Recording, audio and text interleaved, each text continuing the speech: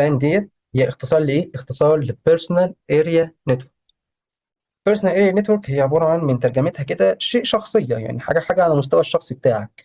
السماعه مع الموبايل، الساعه السمارت ووتش بتاعتك، الموبايل واللاب مثلا بتنقله داتا عن طريق بلوتوث، عن طريق الكيبل بتاع الشحن بتاعك، اليو اس بي كيبل دوت. تبدا ان انت توصله مثلا وتاخد ملفات بسيطه وصور وكلام من ده. دي كلها كده عن طريق البيرسون. بتبقى عن طريق تستخدم البلوتوث، تستخدم الكيبلز، تستخدم الان اف سي، عن طريق اللي هي الكاردز اللي بتبقى موجوده بتاعت الكهرباء وبتاعت الميه اللي بتبقى معموله جديده ديت في الاماكن الجديده، وبرنامج سهل اللي بيشحنه فانت محتاج ان اف سي. فالكلام ده كله بيبقى اسمه بيرسون على مدار الشخص بتاعك.